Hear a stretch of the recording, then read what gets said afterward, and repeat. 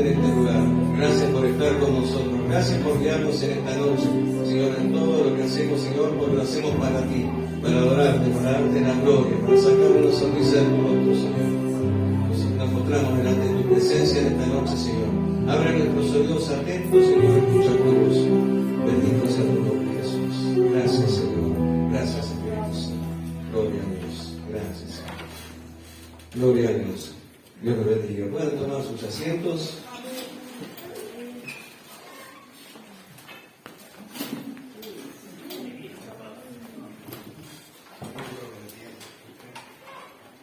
Yo quiero invitar a que puedan abrir sus Biblias. Primera de Reyes. Primera de Reyes, capítulo 19.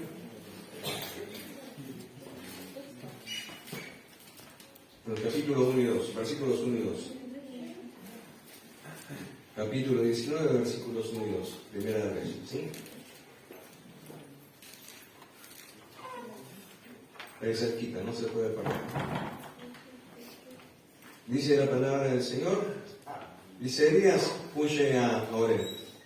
Dice acá, vio a Jezabel, dice la nueva de todo lo que Elías había hecho y de cómo había matado de espada a todos los profetas. Entonces vino Jezabel a Elías con un mensajero diciendo, así me hagan los dioses y aún me añadan si mañana a estas horas yo no he puesto tu persona como la de uno de ellos. Vamos a leer esta ahí. Señor, te damos gloria, te damos gracias por tu palabra, pedimos la dirección de tu Espíritu Santo y que toda palabra que salga de mi boca sea para honrarte, para bendecirte y para exaltar tu nombre. En el nombre de Jesús. Amén. Amén. Muy bien, yo antes de seguir compartiendo esta palabra, ¿sí? Elías era uno de los profetas, un tremendo hombre de Dios, dirigido por el Espíritu Santo, y no era fácil la vocación de profeta, ya que ellos tenían que ir y hablar a los reyes y decirles lo que estaba mal, lo que estaba bien. Sí, tenían que tener realmente un coraje impresionante, ¿no? Para ir a encarar a los reyes y hablar de parte de Dios. Pero antes que llegar a esta parte donde Elías termina huyendo de Jezabel, vamos a leer unos capítulos antes, ¿sí? El capítulo más o menos, el capítulo 16, ¿sí? Capítulo 16, el versículo 29, habla sobre Acab. Acab era el rey que estaba gobernando en ese momento sobre Jerusalén, ¿sí? Sobre Israel, perdón. Estaba gobernando sobre Israel. Este hombre había, hecho todo lo malo delante de los ojos de Dios. Todo lo que podía hacer mal, todo lo había hecho mal. No solamente había construido estatuas a Baal, ¿sí? Baal, yo anoche hablamos un poquito con los varones de este tema, digo, ustedes pongan cara de que no escucharon nada, ¿no? Porque si no, pero voy a contar una parte de la historia que hablamos anoche también. Este rey construyó altares a Baal, hizo una estatua de acera, ¿sí? Hizo todo lo opuesto a lo que pedía Dios. Su padre, Omri, también había hecho lo malo delante de los ojos de Dios, ¿sí? Y el pueblo, que no tenía un carácter muy fuerte, que no tenía un poder de decisión, sino que iban para donde les convenía, ¿sí? Empezó a separarse del Señor, empezó a alejarse del Señor. Ese mismo pueblo que había estado por el desierto durante tanto tiempo y aún viendo los milagros y las maravillas que Dios hacía, sin embargo también seguían haciendo lo que querían. Un día estaban con Dios, un día estaban con los dioses de los egipcios que se habían mezclado entre ellos, ¿sí? Bueno, esa gente sí, estaba ahora siendo gobernada por Acab, que no era un buen rey, ¿sí? Era bastante malo, además era uno de los peores, dice la Biblia. Pero Elías tiene en su corazón, ve cómo la gente se está apartando de la presencia del Señor y tiene en su corazón y esa gente puede volver, tiene un celo vivo, ¿sí? Por la presencia de Dios y sobre que las personas puedan volver a Dios, ¿sí? Entonces ahí se levanta como una batalla espiritual, ¿sí? Para que también la gente pueda tener un encuentro y pueda volver a su Dios, que ese siempre fue el anhelo y el propósito de Dios para su gente. Entonces Elías va y predice una sequía que fue tremenda, al punto, dice que los animales se morían, al punto que no tenían nada para comer, ¿sí? Cuando el Señor le dice, ven, predice una sequía, porque era un castigo sobre Israel, porque estaban adorando a otros dioses, lo manda a Elías a un lago, ¿sí? A un arroyo, y en ese arroyo dice que se quede por unos cuantos días, ¿sí? Que iba a poder beber de ese arroyo, y que durante el día y durante la tarde los cuervos, dice, le iban a traer pan y carne para que fuera alimentado. Se discute bastante si serían los cuervos de verdad o serían una secta o un grupo, ¿sí? Que le decían los cuervos, no sabemos, ¿sí? Lo cierto es que Dios le había puesto esa promesa, que mientras estuviera esa sequía sobre Israel, él iba a tener comida, iba a beber de ese arroyo. Pero pasado el tiempo, el arroyo también se secó. Entonces el Señor le dice, bueno, que vaya a Sarepta, ¿sí? Ahí se va a encontrar con una viuda, y esta viuda que estaba pobre, que ya estaba, dice, a punto de hacerse su última comida para luego morirse, dice, y después le dijera a la viuda que le tenía que dar de comer. Usted dirá que Dios cruel, ¿no? La última comida que tenía y le manda a Elías que le diga que le haga una comida, ¿no? Este hombre va y le dice lo que viene de la palabra, que viene de parte de Dios, ¿sí? No solamente que ella al principio, ¿no? Como no podía entender, ¿no? Sí, que le estaba proponiendo sabiendo que no tenía nada para comer, pero hizo lo que este profeta le decía. Este profeta fue alimentado por esta viuda, ¿sí? Y también esta viuda fue próspera, ¿sí? En todo lo que hacía, porque había obedecido la voz del Señor que venía a través de Elías.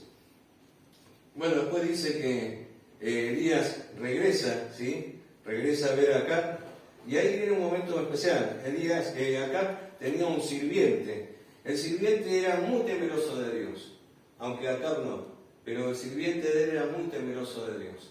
Entonces estaban por todos lados buscando a Acab con el propósito de llamar. Él dice que lo quería ver, ¿no? Acab, que dice el rey que lo quería ver, pero yo supongo que lo quería pasar por la guillotina, ¿no?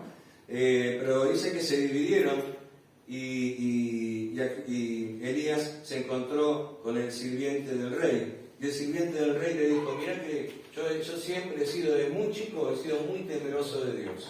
Y he guardado 100 de los profetas en un lugar, en una cueva, y les he llevado de comer y los he alimentado porque soy temeroso de Dios. Entonces Elías le dice, por favor, ahora te pido que vayas y le digas a Acab que me has encontrado y que necesito verlo. Y ahí le entró temor a este hombre, ¿no? Que era el sirviente del rey.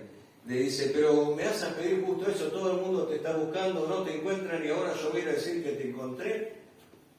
Entonces dice que va Elías y se presenta a él ante el rey. Y estas fueron las palabras del rey. Cuando Acab se vio a Elías, le dijo, ¿eres tú el que estás turbando a Israel? Y él le respondió, yo no he turbado a Israel, sino tú, y la casa de tu padre, dejando los mandamientos de Jehová y siguiendo los Baales. Envía ahora pues a la congregación, a todo Israel, al monte Carmelo, dice, a los 450 profetas de Baal y a los 400 profetas de Acera que comen en la mesa de Jezabel. Y ahí en ese lugar, en el monte de Carmelo, se reúnen todos los profetas de Baal y se reúnen también los profetas de Acera, ¿no? Y ahí empieza una historia muy conocida que la hemos escuchado muchas veces en la escuela bíblica. Perdón que me dan un poco la garganta. Entonces, Elías desafía a los profetas. Dice, armen un altar, ¿sí? Un altar, preparen un buey, córtenlo en pedazos. Dice, y toda la gente de ese lugar, todos los habitantes de Israel, estaban viendo, porque Elías lo desafió y dijo, el primero que haga caer fuego del cielo, el Dios que haga caer fuego del cielo, ese es el Dios verdadero. Entonces desafió a los profetas de Baal y dijo, ustedes corten al buey como ustedes quieran, prepárenlo como ustedes quieran, y empiecen ustedes, que son más, le dijo. Entonces empezaron a cantar, a gritar como era parte de sus rituales, se empezaron a cortar, se empezaron a lastimar, a pegarse latigazos como era parte de su costumbre, y se pasaron las primeras horas de la mañana, pasaron casi el mediodía, y Elías, que se ve que era una persona con un carácter especial, le dijo, griten más fuerte porque posiblemente su Dios esté en el baño, ¿no? Entonces empezó a burlarse de ellos, o capaz que consiguió un trabajo y se tuvo que ir, y empezó a burlarse de los profetas de Baal. Llegó el punto que, bueno, ya ha pasado bastante tiempo y no pasando nada, le tocaba en el momento a Elías. Entonces Elías se presenta, dice, él mismo preparó el altar. Fíjense que para preparar un altar, dice, con 12 piedras, un altar no era algo bajo, sino que tenía que ser algo relativamente alto. Sí, habrá sido piedras grandes, habrá hecho mucho esfuerzo, habrá hecho mucho sacrificio para poner un buen altar, porque dice acá en la palabra que estaba destruido el altar. Y él lo construyó de vuelta, con 12 piedras, uno por cada tribu. Dice que después agarró al buey. Ayer compartimos un poco con los hermanos, los que trabajan en el frigorífico. Si no debe ser fácil, no media res, es bastante pesada, así que un buey entero me imagino que habrá sido bastante pesadito. Lo cortó en trozos, lo presentó delante sobre el altar, y dice, y le pidió a la gente que estaba allí que llenaran, dice, 4 cántaros, ¿sí? Hizo una zanja todo alrededor del altar, y dijo que llenaran esa zanja con agua, y que empaparan bien el buey, y que empaparan bien también las piedras y todo eso, todo lo que estaba ahí. Una vez, 2 veces, ¿sí? Y fue hablar con el Señor. Si hay algo que podemos rescatar de Elías y que tendríamos que tener nosotros también, sería maravilloso tener esa relación de esa comunión tan cercana, ¿sí? Que podamos hablar con Dios con total libertad. A veces hacemos cosas estructuradas, ¿no? Cuando tenemos un Dios que es nuestro papá. Y dice que se presentó delante de Dios y le dijo, Jehová, Dios de Abraham, de Isaac, de Israel, dice, sea hoy manifiesto que tú eres el Dios de Israel y que yo soy tu siervo, y que por mandato tuyo yo he hecho todas las cosas. ¿Sí? No lo hice porque yo quise, lo hice por mandato tuyo, sino sea manifiesto vos que sos el Dios de Israel, que sos de Abraham, de Isaac, ¿sí? Y yo soy tu siervo. Esto que estoy haciendo lo estoy haciendo por vos, Señor, porque tengo un celo tremendo de esa gente que se va para cualquier lado, que está haciendo lo que quiere, ¿sí? Y le dice, respóndeme Jehová, dice, respóndeme para que conozca este pueblo que Jehová, tú eres el Dios y que tú vuelves el corazón de ellos a ti. Dice, entonces, dice, cayó fuego y se consumió el holocausto, las leñas, las piedras, el polvo, dice, aún el agua de la zanja, dice, fue consumida. Viéndolo esto, todo el pueblo se postraron y dijeron, Jehová es Dios, ¿sí? Entonces Elías le dijo, prended a los profetas de Baal para que no se escape ninguno, y ellos, dice, los prendieron y los llevaron al arroyo de Gizón, y allí, dice, los degolló a todos. ¿Sí? Qué tremendo, ¿no? La gente estaba esperando algo sobrenatural, ¿sí? Y Elías no hizo para hacerse la fama del apóstol. El apóstol va a hacer bajar fuego del cielo. No, él no hizo para hacerse la propaganda, yo soy el profeta de Dios, y que va.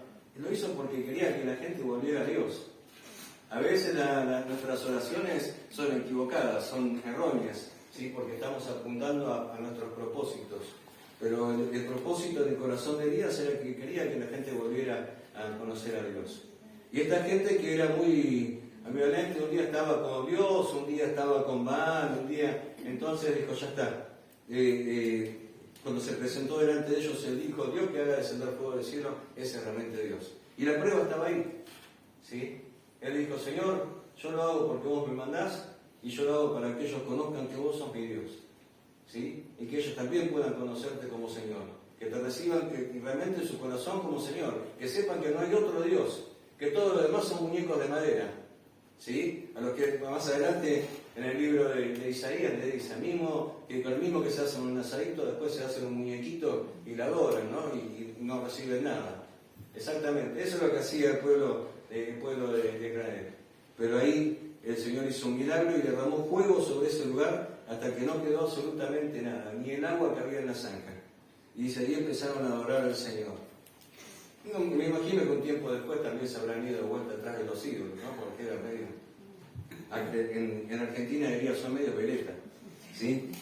Pero lo importante de todo esto es que él había conseguido el propósito, el propósito que había en su corazón, lo había conseguido.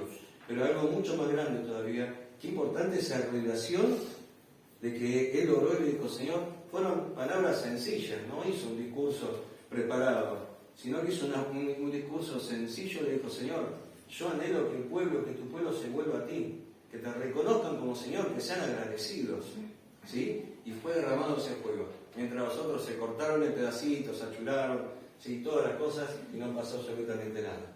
Pero dice que cuando, dando ahí en el versículo 19, que cuando la reina Jezabel había recibido, porque sabe que Jezabel era la esposa de Acab, ¿sí? Se habían juntado los dos, una pinturita, uno peor que el otro era, ¿sí? Y cuando recibió la noticia que había matado a los profetas de ella, porque no solamente mató a los de Baal, sino también a los de Acera. Saquen la cuenta cuántos profetas había. A veces decimos que eran 450, eran como 850, ¿sí? Eran 450 de Baal, y dice la palabra y, dice 400 de Acera. Y después que había terminado de hacer el sacrificio, después que el fuego descendió sobre el altar, todo, dice que fue y agarró a todos los profetas y los degolló a todos. Y ustedes dirán, o sea, qué hombre de Dios tremendo, ¿no? Que era un asesino. Pero ¿saben cuál era la historia de todo esto? Que la gente que había conocido y había vuelto a tener un encuentro con el Señor, si dejaban a esas personas vivas, se iban a volver a contaminar, iban a volver atrás. Más como era su carácter, más como eran ellos, seguramente que se iban a volver atrás. Entonces, degolló a todas esas personas. Ahora, recibe la amenaza de Jezabel, y esta mujer le dice, acá dice Dios a Jezabel, dice en la nueva, que de todo lo que Elías había hecho, y de cómo había matado a espada a todos los profetas. Entonces, dice, vio Jezabel a Elías un mensajero diciendo, así me hagan los dioses, y aún me añadan si mañana a esta hora yo no he puesto tu persona como la de uno de ellos. Viendo pues el peligro, se levantó y se fue para salvar su vida, y vino a Berseba, y en ese lugar dejó así a su criado, y él se fue por el desierto un día de camino, y vino y se sentó debajo de un enebro, deseando morirse. Dijo, basta ya, oh Jehová, quítame la vida, pues yo no soy mejor que mis padres. ¿Qué pasó con el hombre que encaró al rey, ¿sí? A ese rey malvado? ¿Qué pasó con el hombre que encaró a todos los profetas de Baal, que estuvo ahí clamando a Dios para que derramara fuego, que después agarró a cada uno de los profetas y los pasó por cuchillo, ¿sí? Y ahora estaba huyendo delante de la amenaza de Jezabel? Entonces, a veces decimos, ¿qué pasó? Lo agarró de repente, lo agarró el temor, de repente ¿no? Había declarado sequía, había declarado que iban a pasar cosas, sabía que Dios estaba con él en todas las cosas que hacía, porque venía la palabra de Jehová, y él obediente iba y hacía lo que tenía que hacer. Y ahora, ante la amenaza de Jezabel, dice, empezó a correr. Dice, cuando te agarre, te va a pasar como les pasó a todos mis profetas, te voy a pasar con cuchillo a vos también, ¿no? Dice, empezó a correr, salió de ese lugar, dejó a su criado y se fue a un desierto y a un día de camino, dice, y se sentó debajo de un enebro. Deseando morirse, dijo, basta ya, Jehová, quítame la vida, dice, porque yo no soy mejor que mis padres. Y yo pensaba, ¿no? Y buscaba buscando un poquito en internet, ¿sí? Hablando del agotamiento y el cansancio.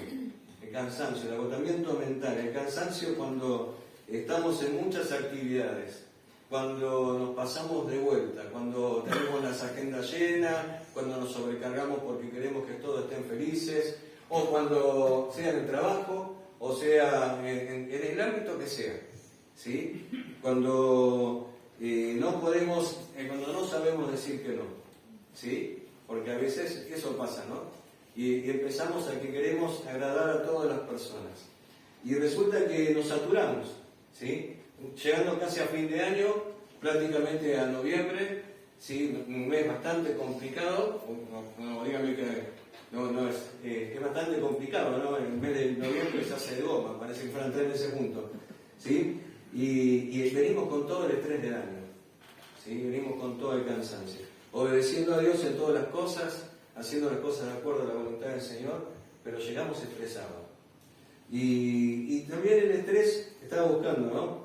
Dice, aunque el agotamiento emocional esto es algo que de un grupo de psicólogos, dice, aunque el agotamiento emocional se experimenta, dice, con un cansancio mental, suele estar acompañado con una gran fatiga física, de la que la persona piensa que nunca más se va a recuperar. Cuando sobreviene hay una sensación de pesadez, de imposibilidad de seguir adelante, se cae en una inercia de la cual es difícil salir, ya que suele asociarse sentimientos de estar indefenso. Algunas señales, dice, a las que uno le da mucha importancia, pueden advertirnos el riesgo de acabar agotados emocionalmente. Después, dice, debemos prestar atención a esto. El cansancio físico. La persona se siente fatigada con frecuencia, desde que abre los ojos y experimenta como si fuera excesivamente arduo lo que le espera del día. Por contradictorio que parezca, una persona con agotamiento emocional tiene dificultades para dormir, siempre está con problemas que le dan vuelta en la cabeza y que no lo ayudan a conciliar el sueño.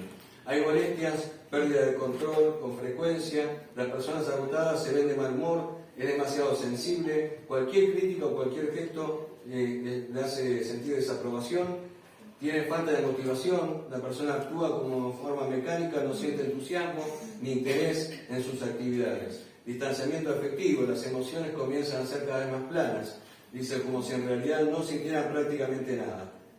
¿Sí? Esto es lo que era una lista de lo que estaba pasando en el corazón de Elías. ¿Sí? Un hombre que había tenido todo el coraje, un hombre que había tenido toda la fuerza, que había hecho todo y de repente es como que ¿no? Como que se vino abajo. Nos pasa a todos, ¿no?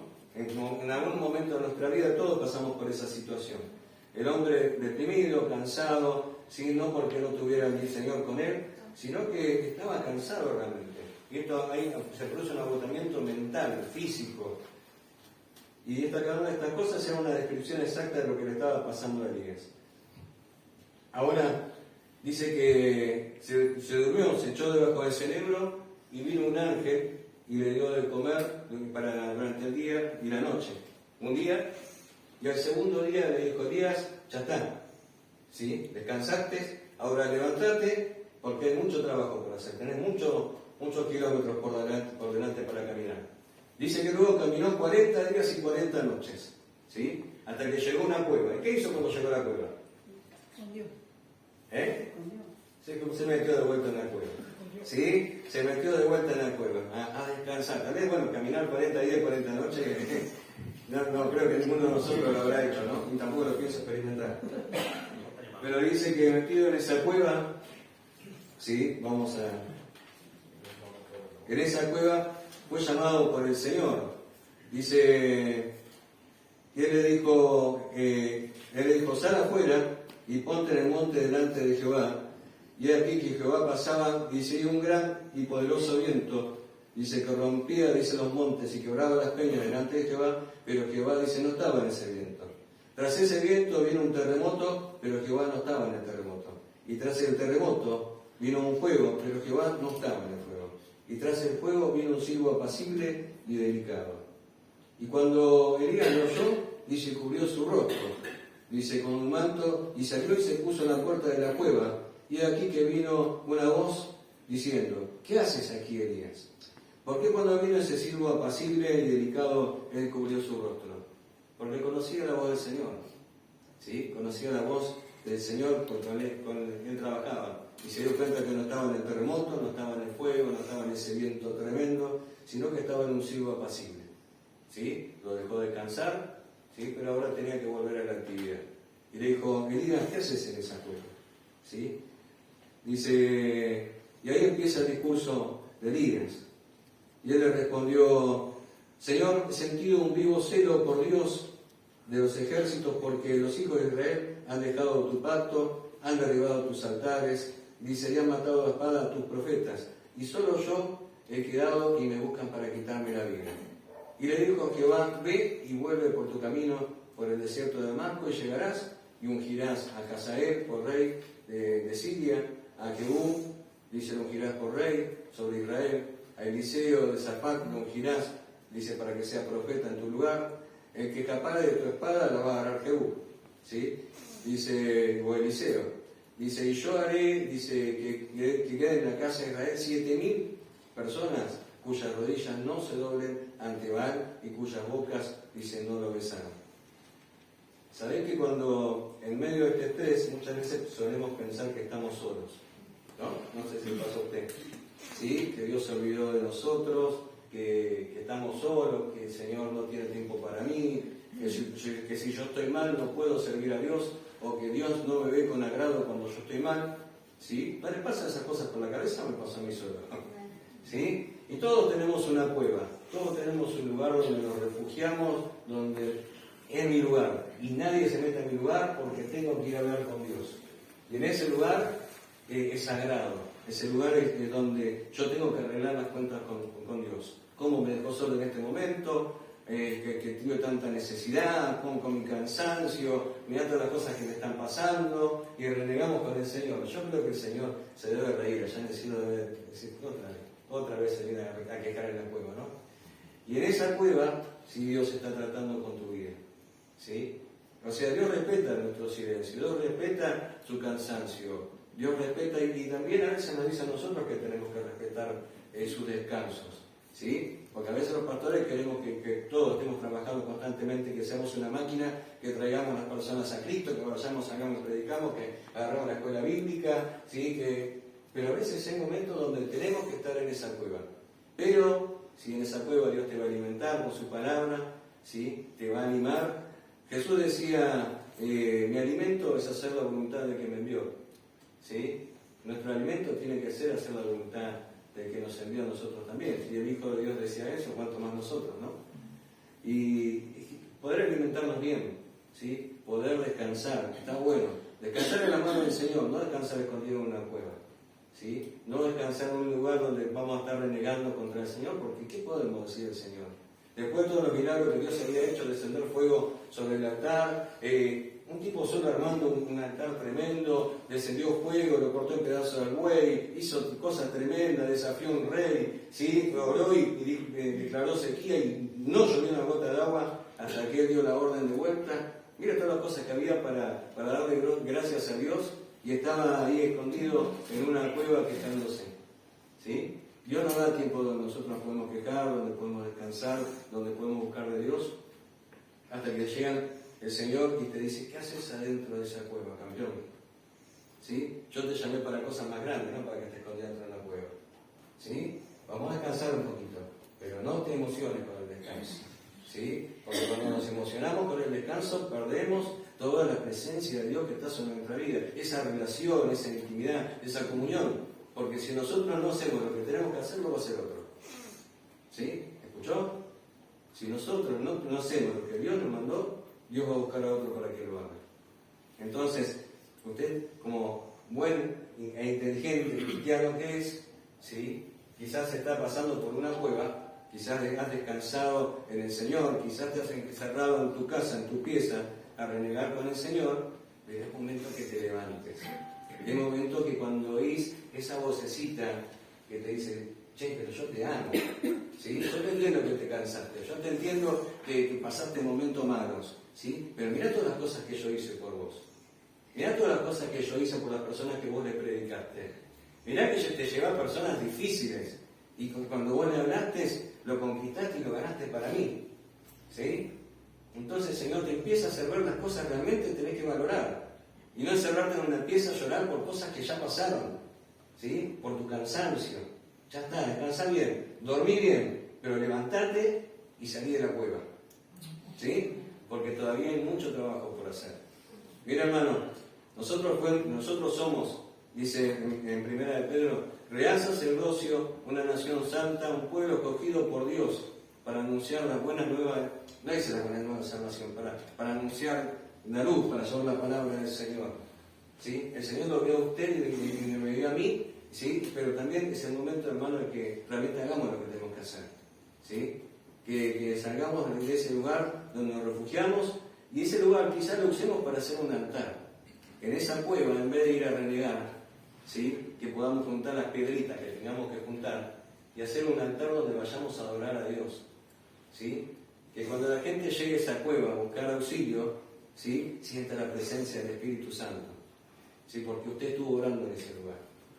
Cuando nosotros nos casamos con Nancy, en nuestra segunda casa, en San Blas, habíamos hecho de nuestro comedor el lugar de que nos encontrábamos para orar, ¿sí? Teníamos una célula de las chicas eran de 70 para arriba, casi hasta 90 años, ¿sí? Y en ese lugar teníamos la célula, en ese lugar a la noche orábamos los dos juntos, ¿sí? Cuando Juli nos despertaba y nos dejaba orar, ¿sí? Y nuestra vecina de al lado, la pared de su dormitorio daba para nuestro comedor, ¿sí? Y ella oraba, pero por horas, y escuchábamos cómo oraba por nosotros también. ¿Y sabéis qué pasaba? Que en ese lugar donde habíamos hecho nuestro altar de oración, cuando venían los vecinos, que venían más que nada de chuma, venían a ver qué había dentro de nuestra casa, como todos vecinos del departamento, ¿sí? Y cuando llegaban, entraban, y a veces se ponían a llorar. Entraban y se ponían a llorar, y ellos empezaban a contar sus problemas, y le pudimos predicar del Señor, porque llegaban ellos buscando una cueva para refugiarse y encontraban un altar, ¿sí? Cambiamos la cueva por un altar, ¿sí? Adora al Señor, ¿sí? Glorifica a Dios. Mire todas las cosas que hizo por su vida. No reniegue por las cosas malas que le pasaron, porque si usted no pasa cosas malas no va a crecer nunca, ¿sí? No vamos a aprender más, ¿sí? Pero las cosas buenas que hemos vivido, que hemos pasado, debemos darle la gloria a Dios, ¿sí? Cambie su posición. Es hora de levantarse, es hora de salir, es hora de predicar. Tenemos 3,5 millones de habitantes aquí en Uruguay, de los cuales yo creo que hasta ahora unos 350.000 deben conocer al Señor. Y el resto está esperando que usted llegue con la palabra, ¿sí? Y están siendo engañados por Baales, ¿sí? Por dioses falsos, por mentiras, por engaños, cuando usted tiene la verdad, ¿sí? Así que bueno, que sea nuestro propósito, ¿sí? Como iglesia les pido por favor, como su pastor, que cambie esa cueva por un altar. Amén.